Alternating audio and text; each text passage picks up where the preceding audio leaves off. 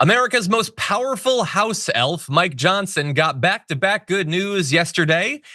First, the most important news is that the Republicans have narrowly maintained control of the House, meaning that Republicans will have unified control of government, which is simultaneously terrible for America, but also could end up being bad for the Republicans, because we know that the Republicans don't really want to do that much.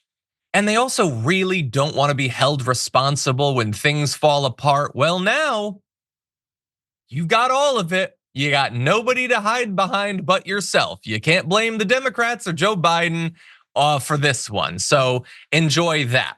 But also, Mike Johnson personally got some good news in that Trump is backing him to remain as House Speaker, and at least as of right now, it certainly looks like he will have that position. The official vote for Speaker is not going to happen until January, but they did do this internal GOP voice vote thing that he won unanimously, which is interesting because there are people criticizing that, implying that it's not unanimous. One Republican is saying that he rigged the vote. Any vote you don't like the result of is obviously rigged now, but this is Thomas Massie. And so Thomas Massie, of course, voted against that Treasury Secretary thing that would have let them nuke nonprofit organizations.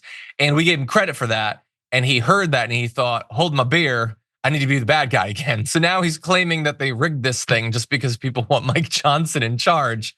And so anyway, he's critical of Johnson. He's critical of what the Republicans did and especially didn't do in the last term. But it does look like it's going to be Johnson, JR. What do you think that means? Does that mean, they could have put somebody crazier who'd be less able to just sort of keep things going? What do you think about Johnson still being in power? Yeah, I mean, he might be the right middle ground for them because he is extremely far right. But again, there's folks who think, there's maybe some sense of normalcy we should have within the House.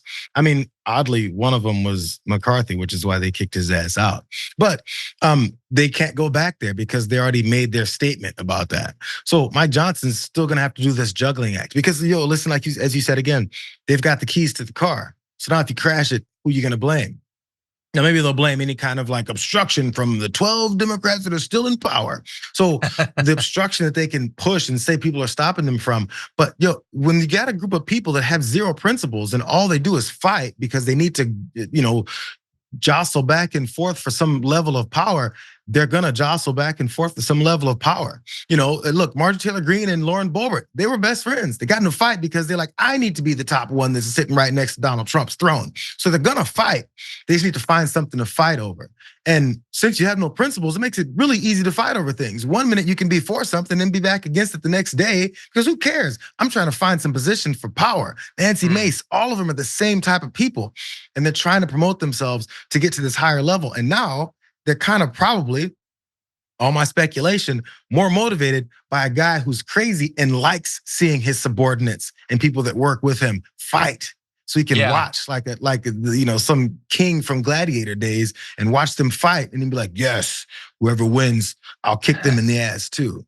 This is, but so who knows? But it's how do they all work together to get to one goal? What is that one goal? That's who he is. We got to give Johnson credit for being able to, stay in power through all of this. I mean, there were attempts to take him out. There could be in the future. He's had critics, and some of those critics are unfortunately we're still infected with them. One prominent one for the last year has been Marjorie Greene, and here she is. We should have a major majority, a super majority, but we don't. And we don't have that, I think, is based on the performance of this Congress.